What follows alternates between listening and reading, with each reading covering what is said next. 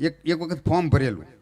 હા, ભાજપમાંથી ભરવાડને ટિકિટ મળી, કોંગ્રેસમાંથી દરબારને મળી.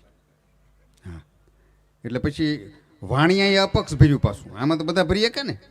હા, તો વાણિયાએ દુકાને બોર્ડ માર્યું કે ગામમાં માર ખાવો હોય તો દરબારને મત આપો, સીમમાં માર ખાવો હોય તો ભરવાડને મત આપો, અને એક કુરથી ન ખાવો હોય તો મને આપો. તો એ જીતી ગયો. બોલો, આ તો બે વીરવલ કોમ છે ભાઈ. આ તો મારે કે એવું થોડુંક છે, મારે તે આવું.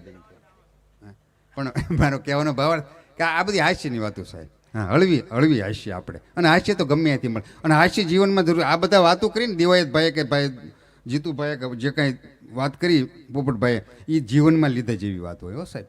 હા, અમે જે હાસ્યની વાત કરવી ને એ આ કાને સાંભળીને આ કાને કાઢી નાખવાની, જીવનમાં લેવો ને ઘડીક રિલેક્સ થવા માટે હોય, કેમ કે આનંદ એ જીવનમાં જરૂરી છે.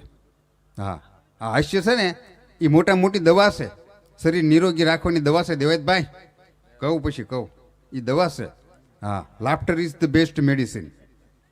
નતર પછી something is better than nothing and not but to touch in never bet me વાત થાય પૂરી. બપોર સુધી ભણ્યો છું ધંધુકા બિરલામાં, પણ મારે ભણવું નહોતું, એટલે સાહેબ જે પૂછે ને એને ઊંધા જ જવાબ દઉં. સાહેબ કે અંગ્રેજીઓ ભારતમાં પહેલો પગ મૂક્યો પછી શું કર્યું? મેં સાહેબ પછી બીજો પગ મૂક્યો. મને કે ગંગા નદીમાં નાવા પડો મોઢું કઈ બાજુ રખાય? મેં સાહેબ લુગડા કાઢ્યા હોય એ બાજુ. ન તો હરિદ્વારથી રૂમાલ પહેરીને આવવું પડે સાહેબ. એક દી ગણિતનો પીરિયડ હતો અમારા સાહેબ, મને કહે હું 4 ઈંડા આ બાજુ મૂકું ને 4 ઈંડા આ બાજુ મૂકું, કેટલા ઈંડા થાય?